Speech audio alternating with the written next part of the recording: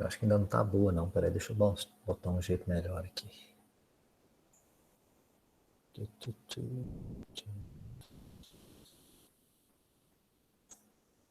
Agora acho que deu. Qualquer zebra, vocês gritam aí, tá? Porque eu tô vendo só a minha tela, não tô vendo vocês. Então, e não tô vendo nem chat, nem nada. Então, vocês me dão... Pode interromper, abre o microfone e manda brasa, porque é mais fácil assim. Ok. O que eu quero falar para vocês hoje é sobre esse negócio da tal da hipótese que a gente vive falando, a gente nunca sabe direito o que é isso, né? Mas, antes de mais nada, a propaganda, né? Visite o nosso site, compre o nosso disco, assista o nosso filme. Quem quiser saber mais sobre o nosso site, sobre o laboratório aqui em Viçosa, é esse lugar aqui, onde a gente tem, aqui nesse site tem o laboratório, o que o laboratório faz, até os papers estão lá, você pode baixar, a maioria dos papers estão lá em PDF, tá certo? Então dá uma olhadinha lá, para você saber melhor o que a gente está fazendo, tá? Deixa eu acertar um negócio aqui antes. Vou aumentar o tamanho do meu mouse que fica mais fácil eu apontar coisas. Tem um jeito.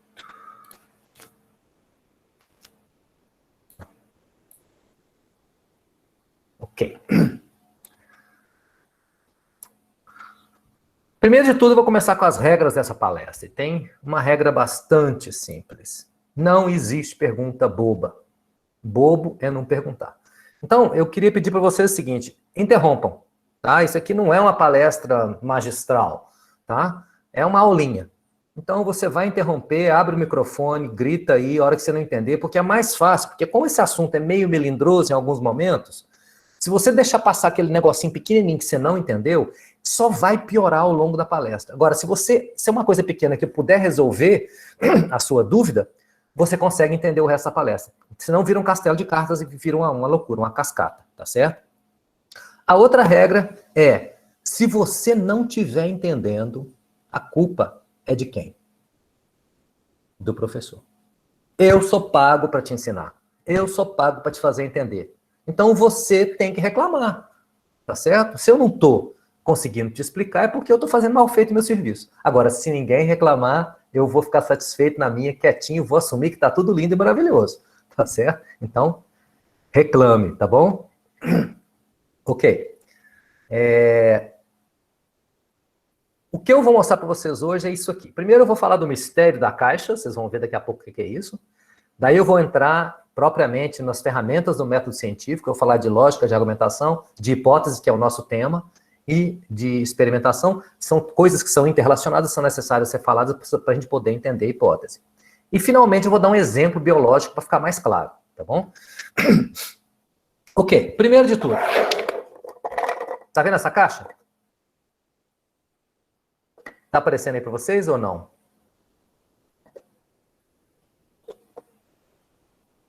Deixa eu ver aqui o chat aqui para ver se eu vejo a cara de vocês. Eu vou botar a tela de vocês aqui para que eu possa... Eu vou olhar... Então, se eu estiver olhando para cá, eu estou olhando para vocês. Se estiver olhando para cá, eu estou olhando para minha palestra, tá bom? E aí eu consigo ver a reação da plateia.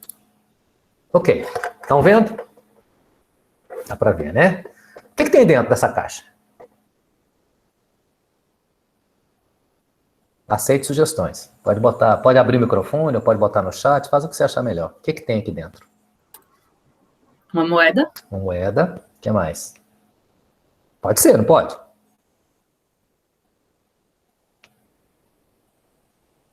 Mais nada.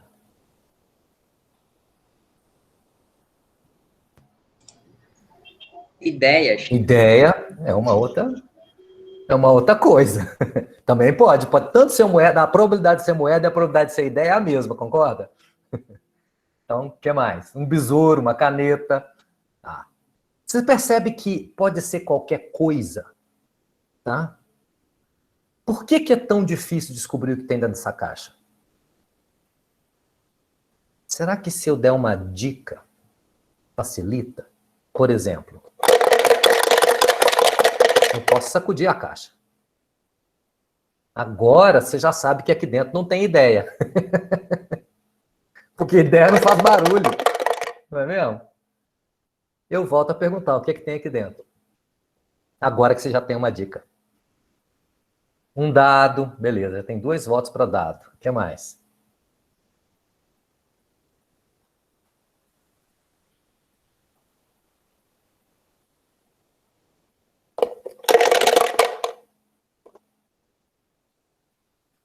Contador de lápis, uma pedra, uma pedra. Você percebe que agora, todas as coisas que vocês falaram, um pendrive, até pendrive apareceu, Jesus, moeda, tudo que vocês falaram agora não está mais... Não, eles têm alguma coisa em comum, né? É um objeto sólido. Percebe? Percebe que a gente reduziu o chute, tá? Reduziu o chute, tá certo? A gente, antes, tinha pura tentativa e erro. Quando é tentativa e erro, a gente tem mais erro do que acerto. Agora, a gente já tem um som seco e um som meio agudo, mas, de qualquer forma, seco, que nos faz pensar que tem uma chave, que tem uma moeda, ou que tem uma pedra, mas é alguma coisa sólida, pelo menos isso nós temos certeza. Não é mesmo? Agora, por que ficou mais fácil responder?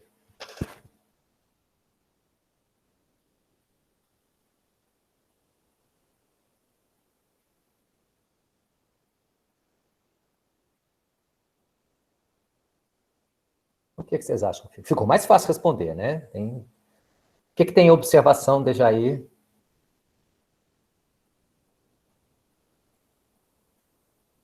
Porque agora temos um ponto de partida, o barulho, porque se ouviu o som, exatamente. Porque eu tenho um conhecimento prévio sobre o que está dentro da caixa. Eu já tenho uma informação. Tá? A estrutura nossa mudou de o que tem dentro da caixa para por que eu ouço esse barulho seco. Percebe? Eu mudei a pergunta, eu não estou mais perguntando o quê. Eu quero que vocês prestem bastante atenção nisso, para que vocês vejam a importância da pergunta por quê. Ela é muito mais direcionada, ela direciona mais as respostas, tá certo?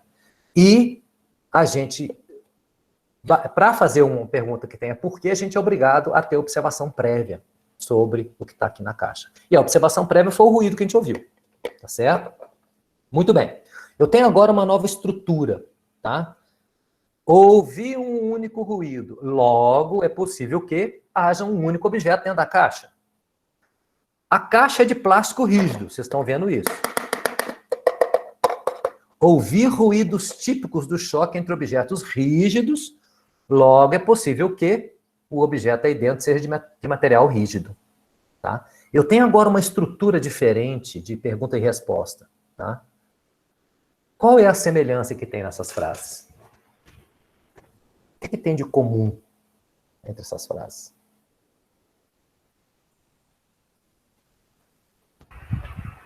Que são dedutivas? Eu gostei, Nathalie, mas fala em português para nós. Fala com outras palavras. É isso mesmo, eu queria com palavras mais, entendeu? Mais simples. Eu gosto de coisas simples. Você está certa, mas eu quero o entendível. Mais simples, se falei só 2 palavras. Tá. Não, mais simples não significa reduzir palavras, significa ser entendido. Sei. O que você quer dizer com dedutível? Bom, que a gente parte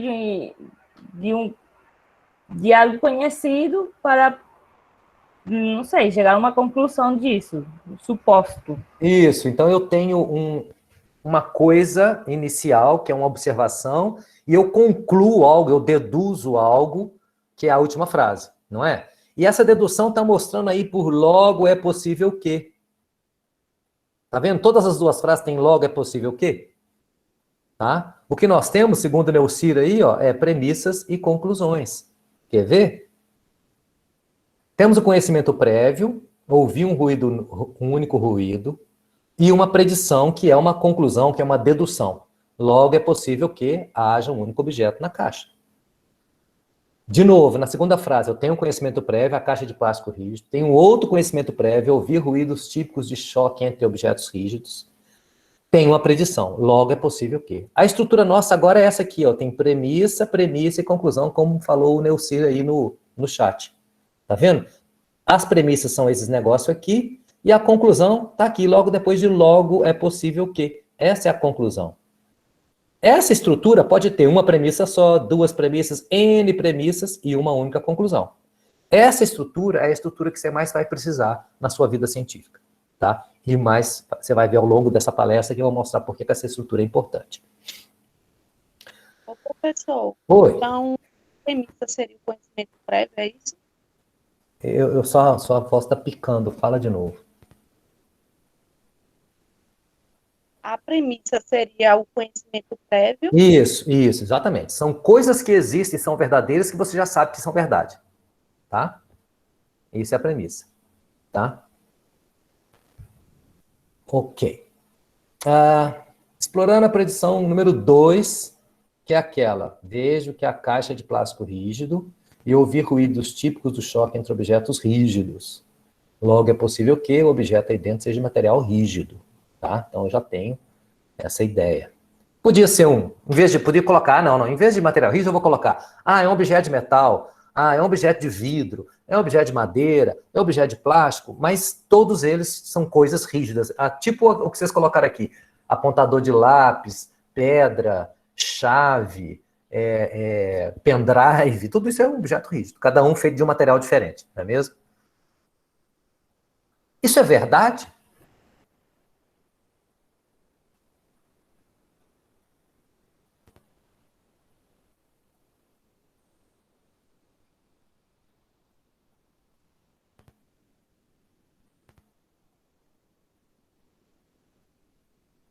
O que vocês acham? É verdade?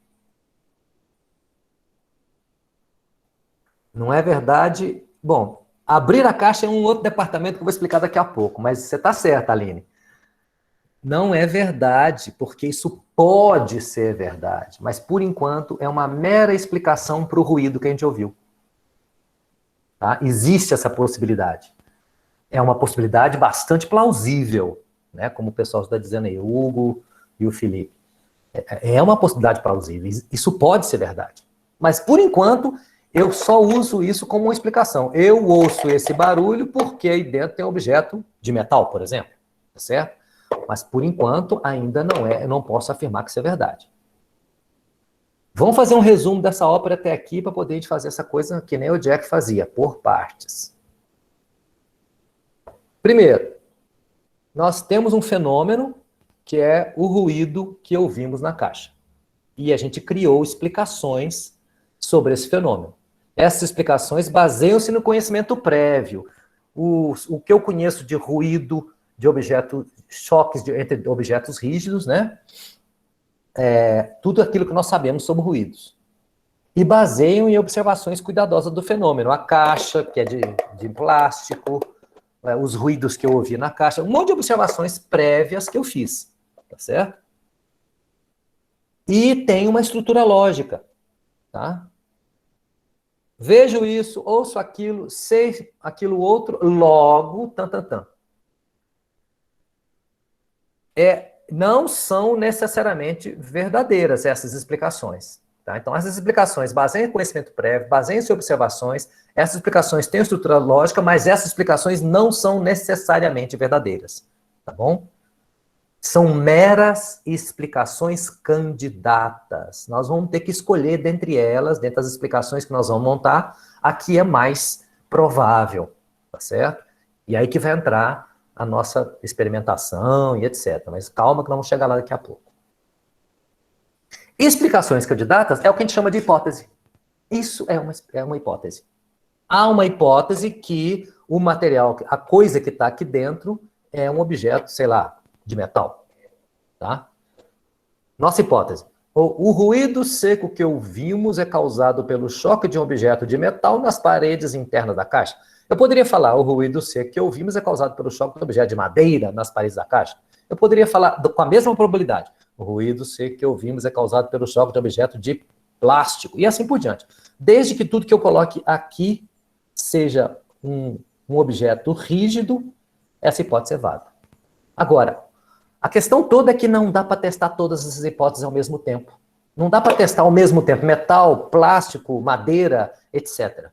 Tá? Eu tenho que testar uma coisa de cada vez. Tá certo?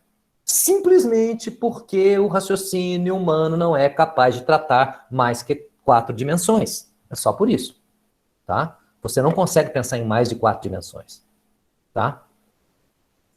Duvida? E é por isso que eu sou radicalmente contra a análise multivariada, que tem N dimensões. Duvida que você consegue pensar em mais de 4 dimensões? Pensa na primeira dimensão. A primeira dimensão é a linha. A linha tem uma dimensão. A área tem 2 dimensões. O volume tem 3 dimensões, né? Largura, altura, profundidade. Isso é volume. E a quarta dimensão? O que que é? Viu como é difícil? A quarta dimensão é esta caixa amanhã. É o tempo. E a quinta dimensão? Pergunte para o físico, eu não sei.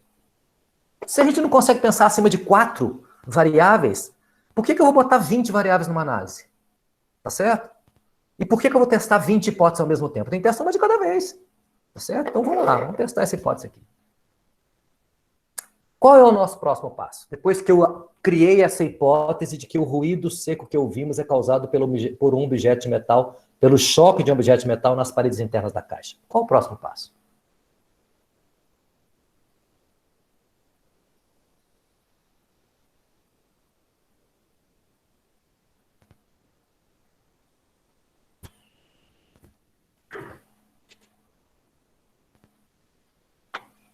Vamos, gente. Estou esperando sugestão aí. Quero saber qual é o próximo passo. Provar ou não a hipótese? Isso. Não temos que fazer o teste dessa hipótese. Tá?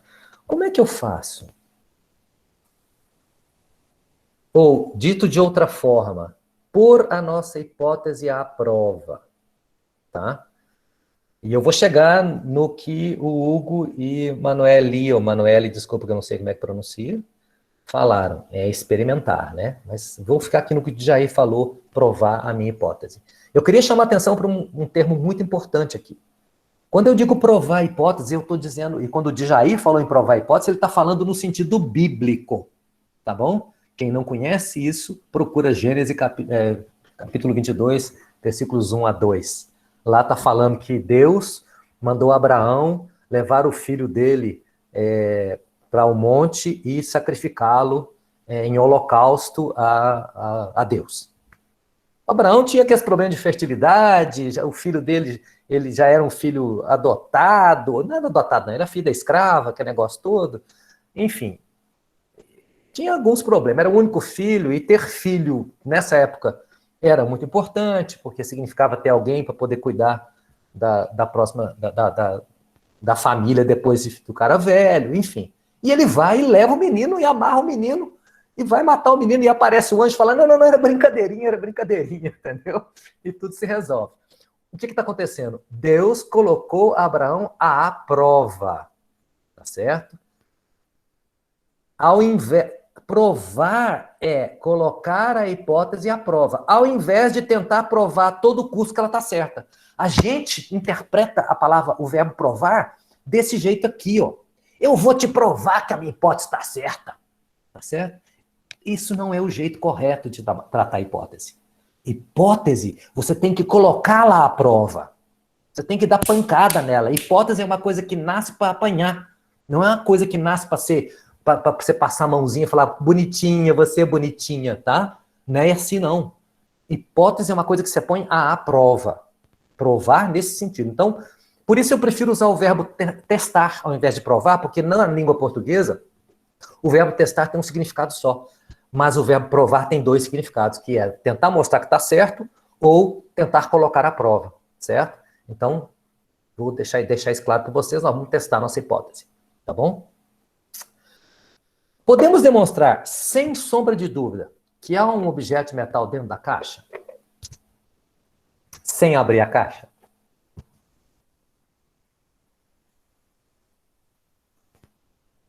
Então, se a gente colocasse um objeto de metal em uma outra caixa e balançasse ela, para ver se seria o mesmo som. Tá, mas a minha percepção de som pode me enganar. Estão sugerindo aqui, ó, o Neuciro, o Rogério e o Felipe estão falando que podia colocar um imã. Eu que tinha combinado com esses três, tem um imã aqui. Que foi tudo combinado, entendeu? Então eu vou colocar um imã, tá? Aqui. Eu vou provar que isso aqui é um imã. Pera aí, deixa eu pegar um negócio aqui.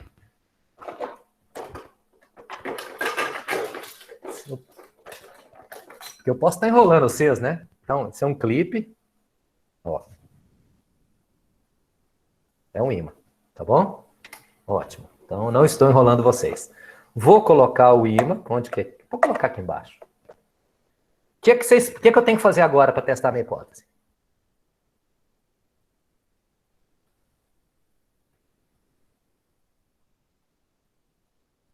Balançar a caixa. E eu balanço a caixa e se for... o que eu espero que aconteça quando eu balanço a caixa?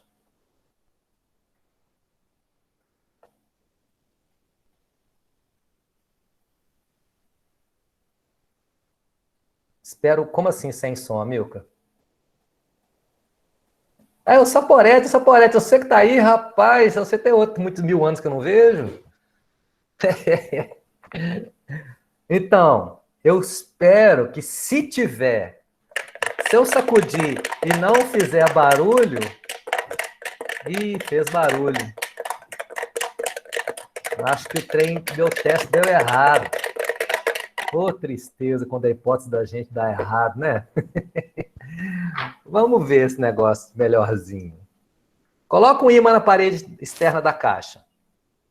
Se tiver um objeto de metal na caixa, ele gruda no ímã. Certo? E eu não ouço ruídos ao sacudir a caixa. Isso prova que há metal dentro da caixa? Se eu não tivesse ouvido ruído depois que eu coloquei o ímã. Digamos que eu tinha colocado o ímã, sacudi e não teve barulho. Eu tenho certeza agora que tem metal?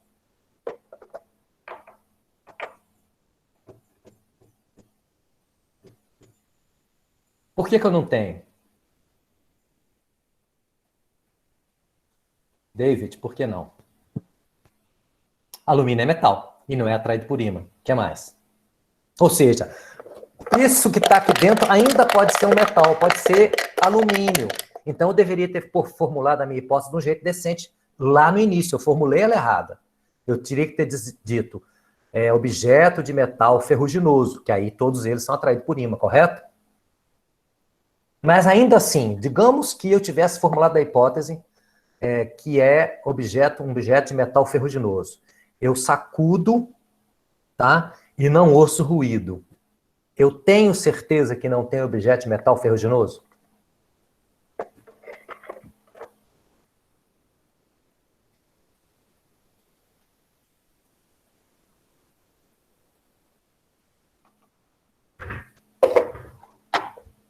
Depende de quê? Depende, segundo o Mick Crowley, uma vez falou comigo que depende da resposta de ecólogo.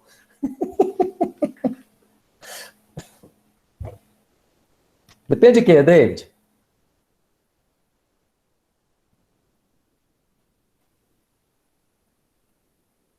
Se o ímã não ter fosse... Por exemplo, pode ser que o meu ímã seja fraquinho. Essa é uma possibilidade. Tem alguma outra possibilidade? O material da caixa pode bloquear... Tem que, por exemplo, ser super espesso, né? Que aí tem o efeito que o David falou, de outra forma. Não é o ímã que é fraco, é o material que é espesso. Ou seja, na prática, o ímã está fraco para a espessura da parede. Não é isso? Tem alguma outra possibilidade?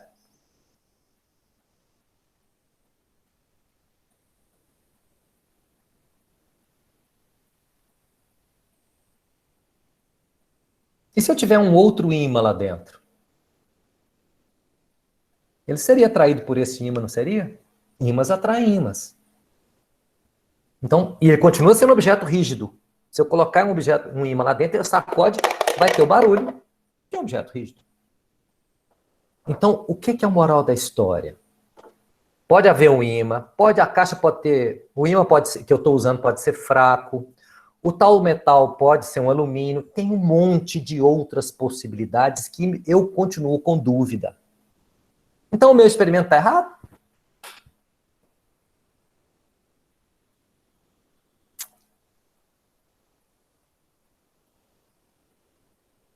Ou será que está errado o jeito que eu... Jamais. Você está confiando demais de mim, David.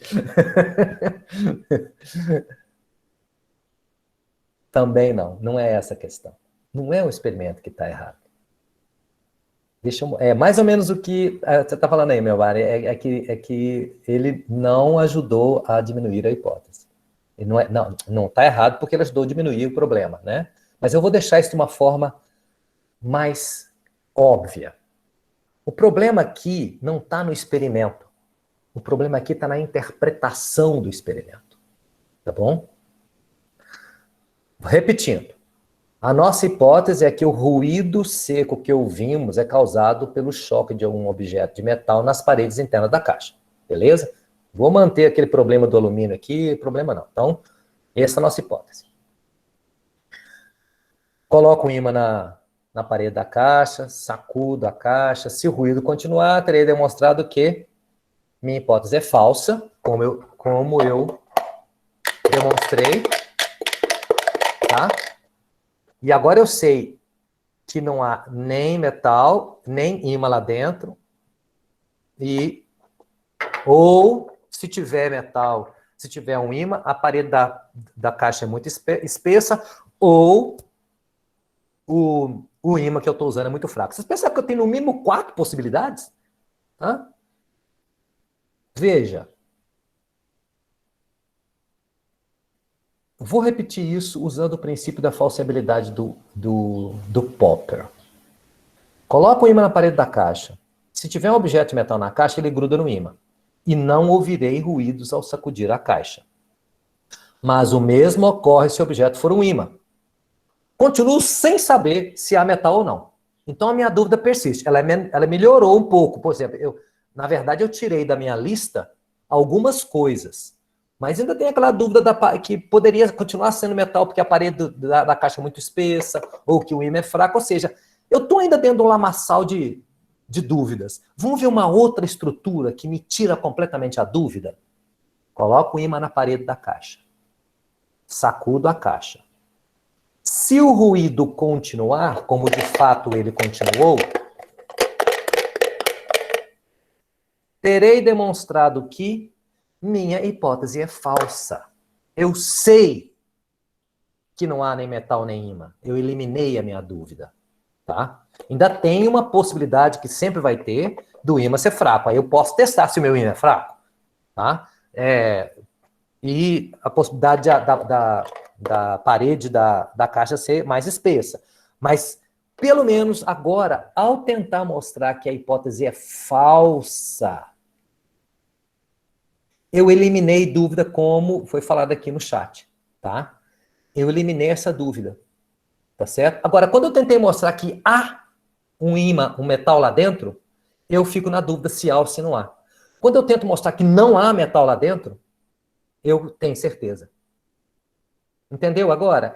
Esse é o princípio da falsibilidade. Ou seja, se eu busco a todo custo arranjar um jeito de mostrar que a minha hipótese é falsa, eu termino com certezas, ao invés de terminar com dúvidas. Se eu busco tentar a todo jeito mostrar que a minha hipótese é verdadeira, que é o lado esquerdo aqui da coisa, eu termino com dúvidas. Então, o caminho mais interessante é tentar mostrar que a hipótese é falsa. Note que o item 3 aqui, ó, calma que eu vou chegar nisso aí, tá, Rony? Hipótese nula e alternativa. Não é esse ainda não. Peraí, calma lá. O item 3 ele gruda no ímã, significa estou tentando mostrar que tem metal. O item 4 é se o ruído continuar, eu estou tentando mostrar o contrário. Vou falar isso de outra forma daqui a pouco, talvez fique mais claro. Mas eu queria que vocês vissem esse senhorzinho aqui. Esse senhorzinho aqui é o Karl Popper, que é o maior filósofo do século XX nessa área de hipóteses no raciocínio científico. Ele morreu em 94. Tá? É um cara poderoso. E ele dizia que é mais fácil desprovar do que provar. É mais fácil desprovar que tem metal do que provar que tem metal. Tá? Você vai conseguir mostrar facilmente que não há metal, mas você não consegue mostrar facilmente que há metal. É mais fácil desprovar, é mais fácil tentar mostrar que a hipótese é falsa. Tá? Novo resumo da ópera. Experimentos devem tentar mostrar que a hipótese é falsa e não tentar mostrar que ela é verdadeira. Quando vou saber a verdade?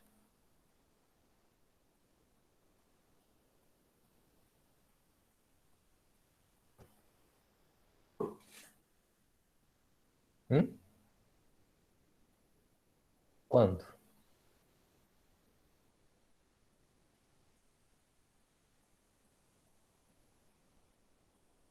Quando eu não consigo falsear a hipótese. Sim. Quando eu tentar a todo custo. Isso é a verdade, Nathalie?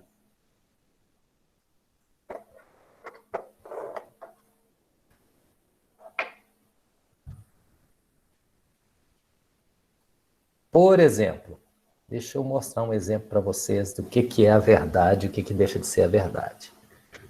Se levanta de manhã, isso, contestar todas as possibilidades. É que na prática são infinitas, né? Isso, Franklin, não é a verdade, mas é mais provável. E não é necessariamente a verdade. Se levanta de manhã, o sol está no leste. Ao meio-dia, o sol está em cima da sua cabeça. E de tarde, o sol está no oeste. O sol andou?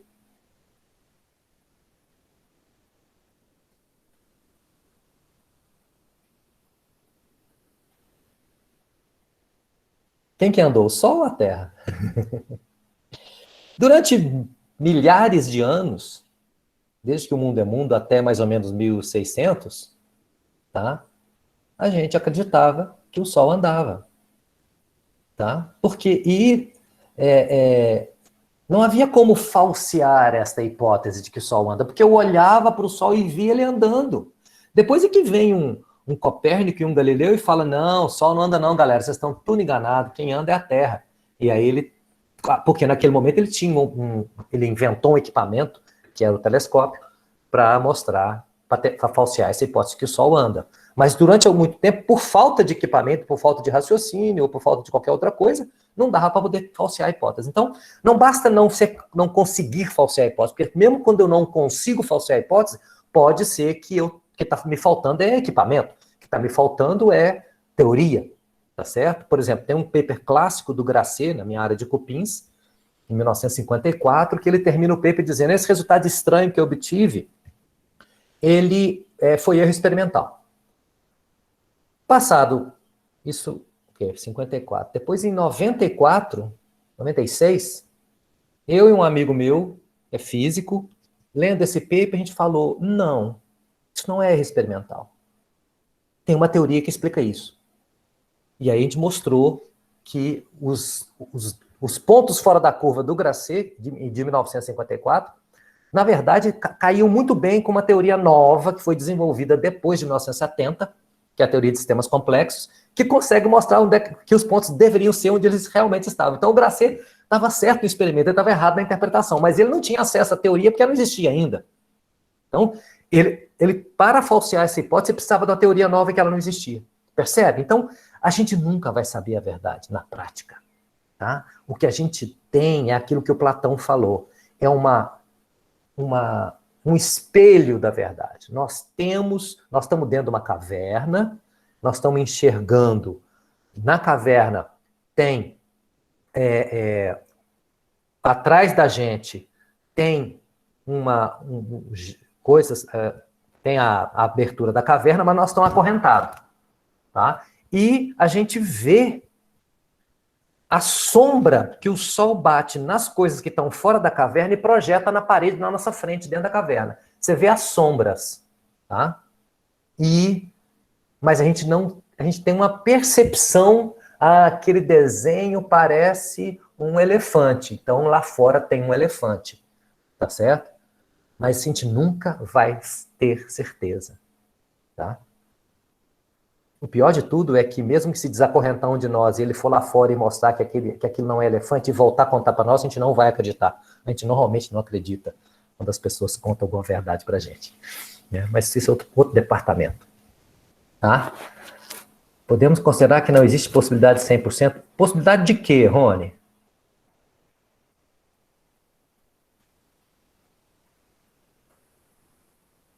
Porque eu não entendi sua pergunta.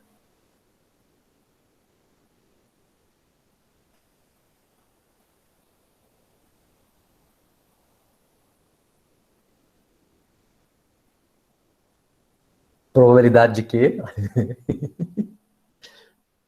Probabilidade tem sempre de alguma coisa. Você está falando que nunca vamos chegar numa... É 100% provável que isso aconteça? É isso que você está dizendo?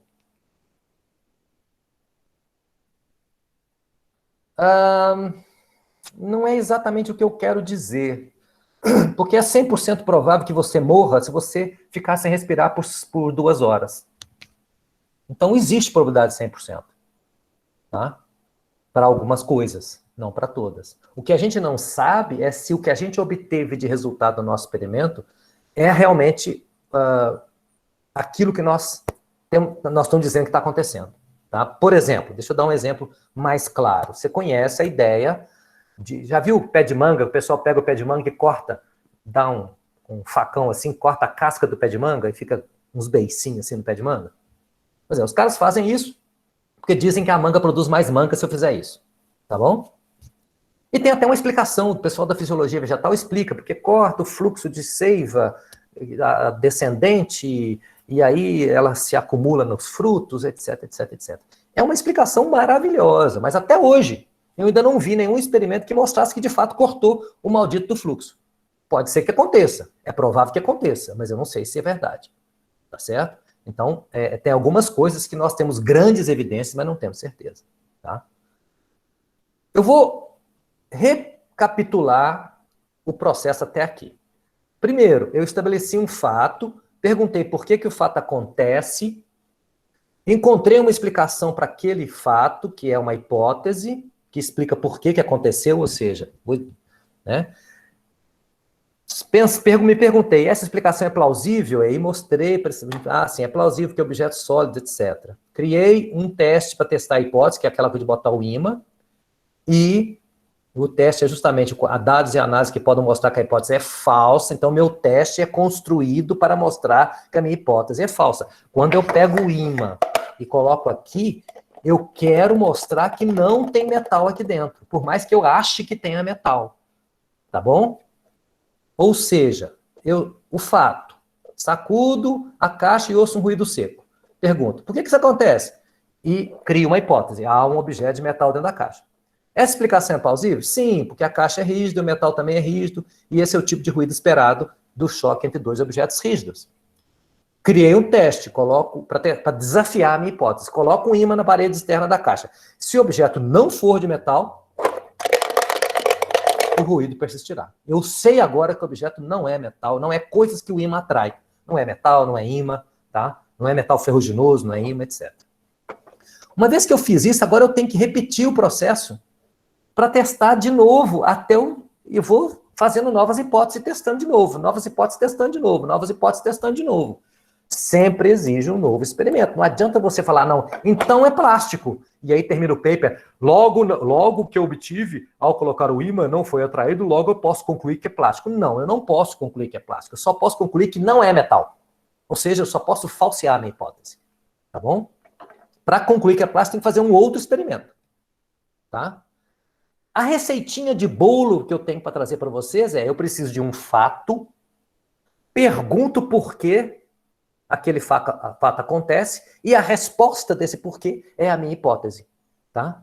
Vou pegar cada um desses 3 elementos e decifrar cada um deles. O que é um fato? Fato é algo irrefutável. Por exemplo, a água molha. Ninguém discute isso com você. Tá? Ninguém, quando você chegar no boteco e falar, gente, a água molha, o nego não vai falar, negão, tá ficando doido, a água não molha não, pô. Não vai falar, entendeu? A água molha. Não tem como você falar que isso está incorreto. Então, isso é um fato. A chuva cai, idem. Não tem como você falar o contrário disso. Então, isso é um fato. Vacas produzem mais leite quando alimentada com dieta contendo fibra mais proteína, ao invés de simplesmente proteína. Qualquer zootecnista diz para você, isso é fato. Se eu der só fibra, ela produz menos leite. Se eu der só proteína, ela produz menos leite. Se eu der fibra e proteína, ela produz mais leite. Também é um fato. Mariposas são atraídas pela luz de lâmpadas elétricas. Toda vez que de noite eu ligo uma lâmpada, eu vejo na rua, no poste, eu vejo as mariposas voando em volta.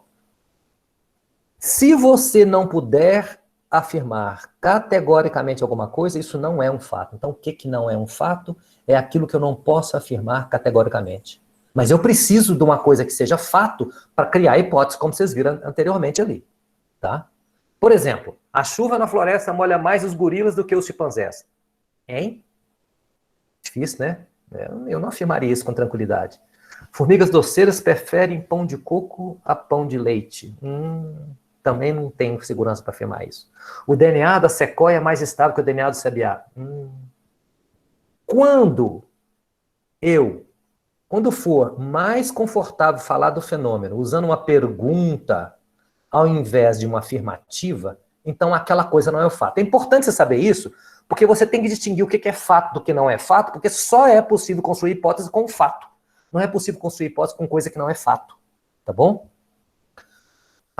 Por exemplo, a chuva na floresta molha mais gorilas que os chimpanzés. Se eu botar uma interrogação aqui, fica mais confortável ouvir essa frase. A chuva na floresta molha mais gorilas do que os chimpanzés? Olha que é mais confortável. Tá? Da mesma forma, formigas doceiras preferem pão de coco a pão de leite? O DNA de sequoia é mais estável que o DNA do sabiá? Agora ficou mais confortável. Então isso não serve para criar hipótese, porque isso é uma pergunta que ainda não virou fato. Eu queria chamar a atenção de vocês que, não sendo fato, as perguntas não servem para gerar hipóteses. E uma outra coisa importante é que as únicas respostas possíveis para essas perguntas é sim ou não. Não tem mais outra coisa. E o pior, se você basear sua tese numa pergunta desse tipo, a sua discussão vai ser assim. Você vai escrever, discussão. Sim. Não tem o que discutir. Não tem o que discutir. Se for uma hipótese, tem o que discutir. Por exemplo, não ouvi o barulho, então eu tenho grandes chances de que não seja metal, etc, etc, etc. Eu tenho uma discussão toda para isso. Tá? Ok. Próximo passo. O porquê. As perguntas de porquê são importantíssimas, mas você tem que saber fazer essas perguntas. Tá bom? Ela tem uma estrutura forte, porque a pergunta de porquê, ela permite pelo menos 4 possibilidades de resposta. Tá? E vocês vão ver que essas 4 possibilidades são maravilhosas para qualquer trabalho que envolver qualquer coisa que for biológica. Por exemplo, mariposas voam. Por que voam? Alguém pode me dar uma dica? É fato, mariposa voa. Por quê? Locomoção, dispersão, fuga. Fala de novo que eu não entendi o que você falou. Locomoção, fuga e atrás de alimento. Isso, elas voam por causa desses mecanismos todos que são vantajosos para ela. O que mais? Alguma outra resposta?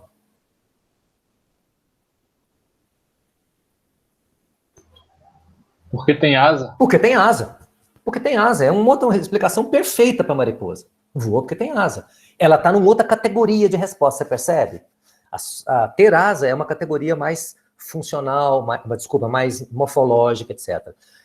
Fugir de predador é uma ideia mais de vantagens ecológicas de ter asa. Mas as respostas são idênticas, são igualmente possíveis. Tá? Olha que interessante. Existem 4 possibilidades. Eu posso avaliar no tempo ecológico, posso ter respostas no tempo ecológico, respostas no tempo evolutivo, no curto prazo ou no longo prazo. Olha que legal. Voa porque tem asa. É uma resposta mecanicista de curto prazo no tempo ecológico. Se não tivesse asa, não voaria. Tá? Mas existe no tempo ecológico uma resposta de ontogenia. Voa porque são adultos. Mariposa jovem não voa. A lagarta não voa. Então, é uma resposta de longo prazo, porque envolve o prazo de vida da mariposa, e é só a partir de determinado momento que ela pode voar depois que ela vira adulto. Também é uma resposta legal. Ela é ontogenética, mas ela é ecológica.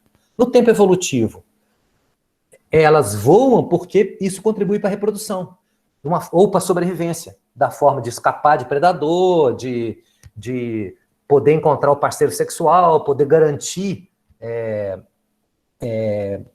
evitar a endogamia, aquele negócio todo. E ainda no longo prazo, voam por uma questão meramente filogenética. Voam porque tinham ancestral alado. Quem tem ancestral alado acaba tendo asa, e tendo asa faz voar. Tá? Então eu tenho essas 4 possibilidades para por quê. Você percebe que tem 1 milhão de respostas nessa caixinha, 1 milhão de respostas nessa caixinha, 1 milhão aqui, 1 milhão aqui? Eu posso criar milhões de hipóteses só com essa estrutura. Tá? Eu posso ter teses 1000, uma carreira inteira só nessa caixinha aqui, ó.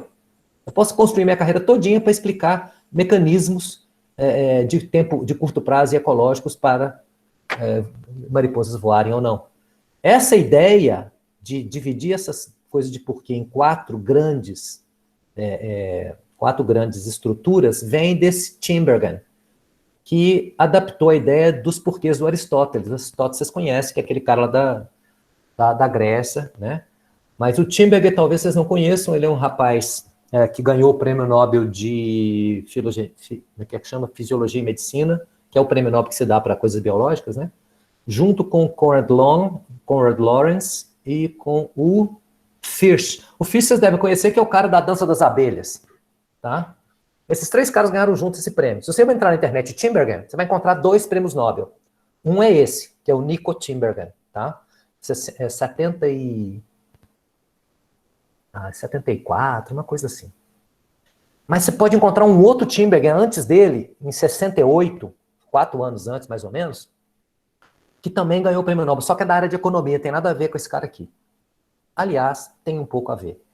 Os 2 são irmãos. Não basta ser prêmio Nobel, tem que ter um irmão prêmio Nobel. Tá? Um de economia e outro de biologia. Durma com um barulho desses. Tá? Mas esse cara merece ser lido, é muito bacana os negócios dele sobre comportamento. E ele vai falar dessas 4 perguntas, tá? Ok. Então, para facilitar a sua vida, você pode pensar assim, eu posso perguntar por que acontece no curto prazo e no longo prazo, por que é estável no curto prazo e no longo prazo. Todas essas coisas se aplicam à biologia. Por que aquela coisa que eu estou observando acontece no curto prazo? Aí quais são os mecanismos. Por que acontece no longo prazo? Qual é o estágio de vida que aquilo acontece? Por que é estável no curto prazo? Quais são as vantagens imediatas? Buscar comida, fugir de predador, isso é vantagem imediata de voar, né? Por que as mariposas continuam voando até hoje? Por isso. Mas por que é estável no longo prazo, evolutivamente? Quais são as forças seletivas que controlam isso? De novo, são 300 carreiras de científica aqui, com base nessas 4 perguntas, para você explicar só por que mariposa voa. Olha o poder do porquê. Então, finalmente chegamos na hipótese. Então, eu tinha o fato, o porquê e a hipótese.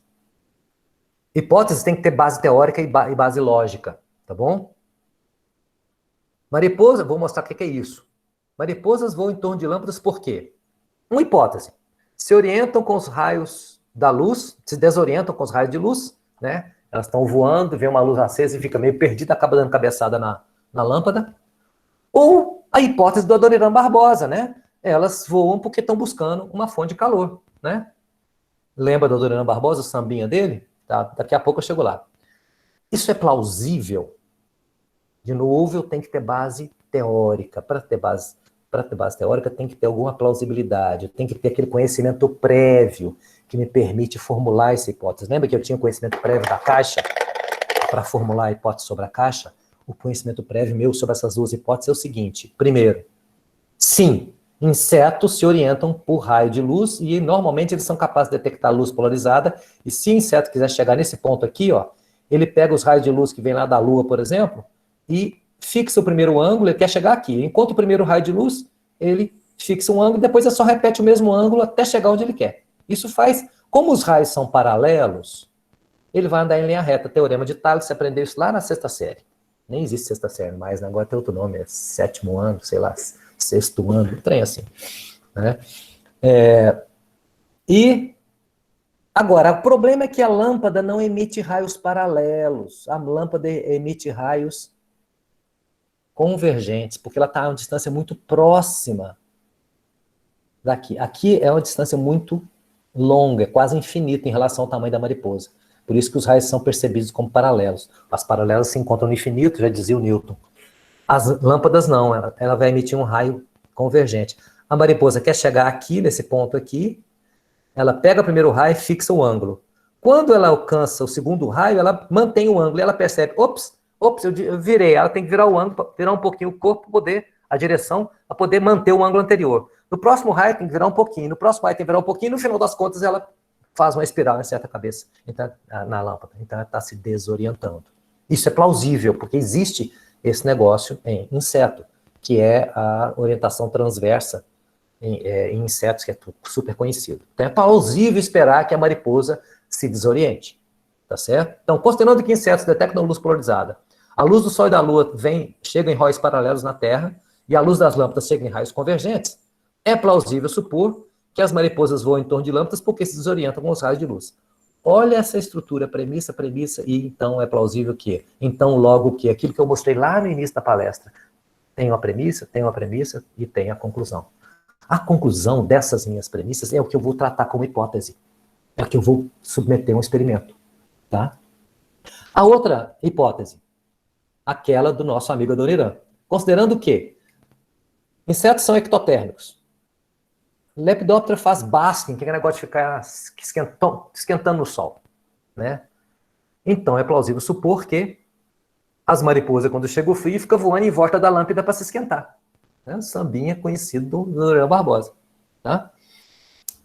É plausível supor que mariposas voam em torno de lâmpadas porque estão buscando calor. Tá certo? Então, existe uma hipótese alternativa e sempre tem. Assim como nós tínhamos várias hipóteses alternativas para o que está dentro dessa caixa. Essa ideia das várias hipóteses alternativas é desse moço aqui, ó, que eu respeito muito, é o Chamberlain, tá? Que esse paper eu sugiro que você leia, é um paper super legal sobre como montar um trabalho científico usando várias hipóteses, para testar uma de cada vez. Tá? É tão importante esse paper que ele foi publicado em 7 de fevereiro de 1889. O Chamberlain, ele era um geólogo, reitor da Universidade de Stanford, então não era pouca porcaria, era muita porcaria mesmo. Né? E ele publicou esse paper em 7 de fevereiro de 89. É tão bom o paper que, quase 10 anos depois, o Journal of Geology reimprimiu o paper. A Scientific Monthly, em 44, reimprimiu o paper, e a Science, quase 100 anos depois, a mesma Science tinha produzido em 89 o paper, reimprimiu o paper em 65. O Saporeto está botando o link do paper aí no chat, dá uma olhada. Tá? Esse paper vale a pena. Esse paper tem uma mensagem central. Não se apaixone pela sua hipótese. Não crie hipótese de pelúcia.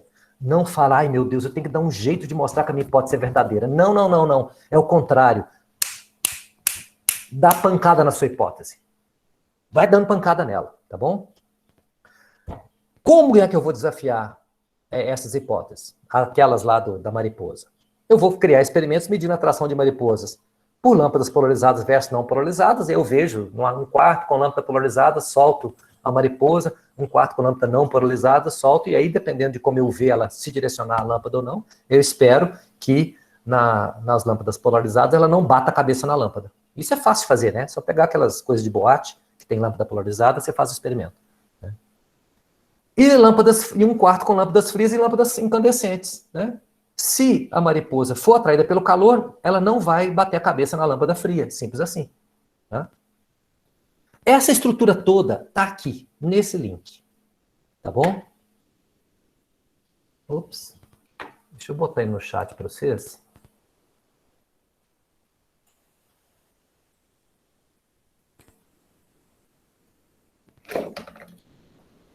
Para facilitar a vida. Não, peraí.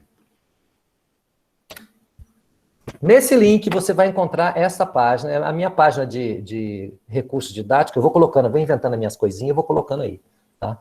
Eu queria chamar a atenção para vocês para duas coisas. Aqui tem um formulário que vai te ajudar a criar suas hipóteses. É só seguir os passos do formulário. Tá certo? Então, se você clicar, você entra aqui nesse site, você clica aqui, como criar hipóteses, e você vai obter, vai cair nesses dois negócios, esse como criar hipótese no formulário, e esse aqui é um exemplo de hipótese exatamente naquelas áreas que todo mundo fala que não tem hipótese, tá? Todo mundo fala que não existe hipótese em ciências agrárias, eu tenho exemplo de hipótese em ciências agrárias aqui. Todo mundo fala que não existe hipótese em taxonomia, eu tenho exemplo de hipótese de taxonomia aqui, tá? Então aqui esse é o exemplo de tem sim. tem sim hipótese nessas áreas, nas áreas mais desse tipo, ou as áreas teóricas de taxonomia, as áreas de ciências agrárias, está aqui. E aqui está o formulário para te ajudar a montar a hipótese. Você vai lá no formulário, é isso aqui.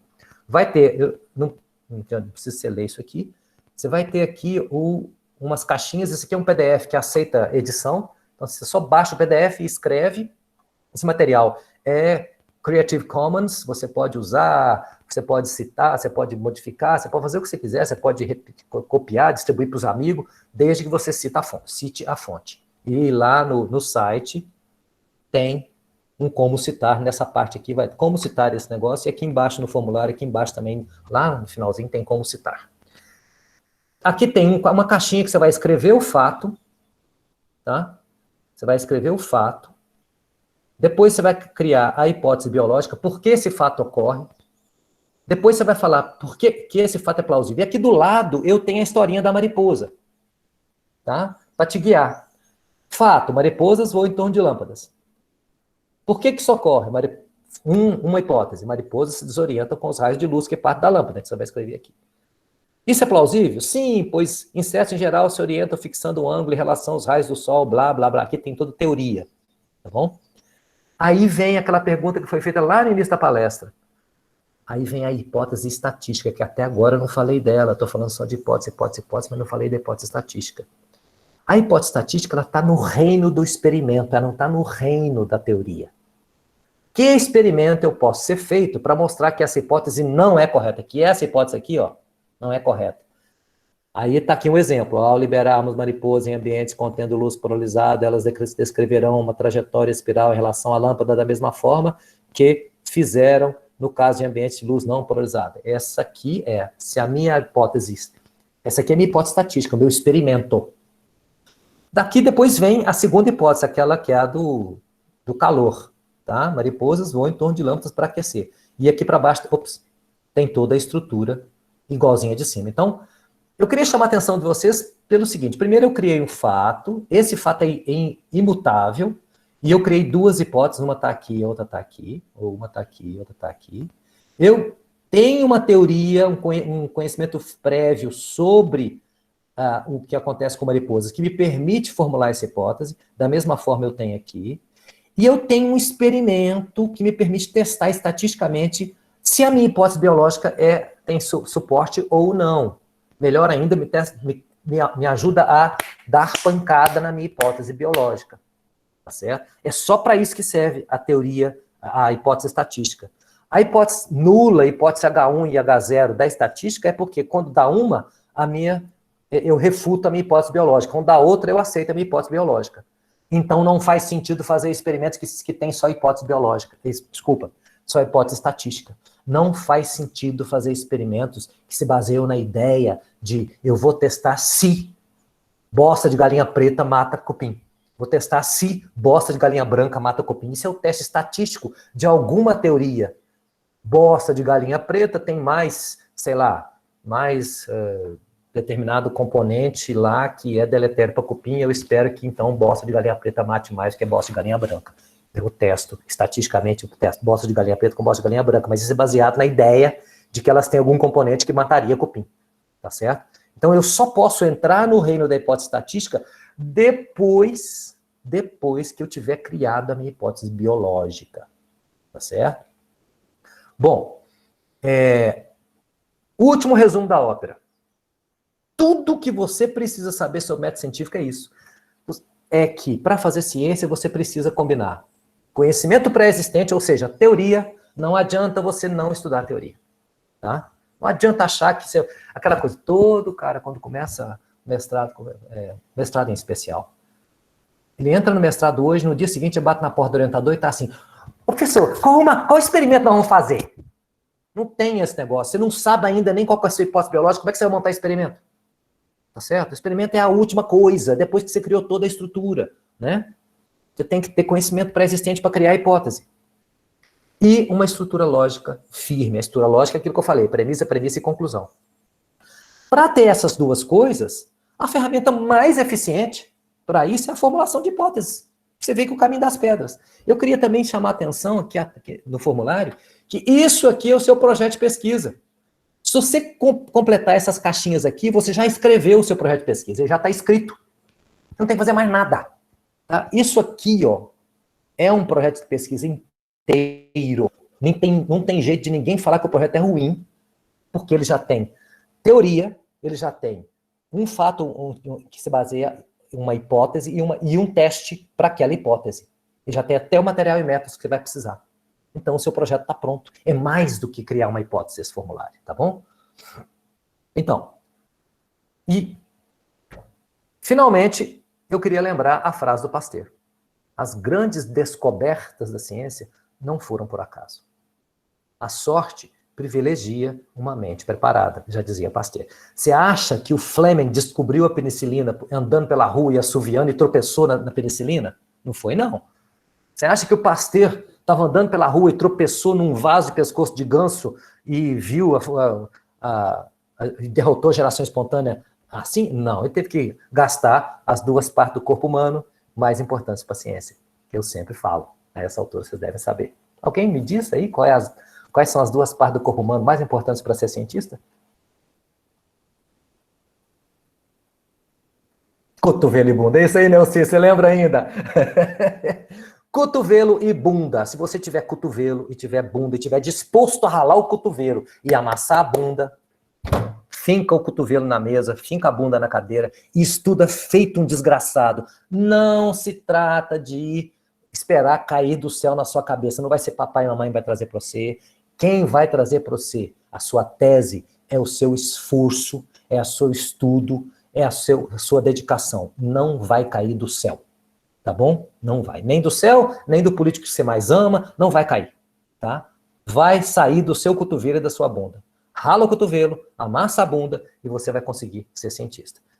De preferência, usando hipóteses. É isso que eu queria mostrar para vocês. Estou aberto para perguntas aqui, não podemos ficar aqui. Eu estou com tempo ainda, não sei que vocês estão com tempo, mas eu posso ficar aqui mais um tempão respondendo perguntas. E aqui está o site do laboratório novamente, que a propaganda é o alma do negócio. Sim, o Saporetti, o pessoal está até gravando essa coisa, então de repente eles disponibilizam a gravação para vocês. Eu também vou querer, tá? Manda para mim. Ok, obrigado. Vou tirar esse aqui do ar e vou deixar vocês perguntarem. O que no Isóptera? A palestra? Não estava lá não, mas depois que... mas a gravação eles vão... Eu posso botar lá, o pessoal disponibiliza, e depois a gente resolve quem faz isso, o pessoal conta para vocês aí. Acho que eu deixo no Isóptera também o link, aí fica mais fácil. Né? Ok. Perguntas? Estou às ordens.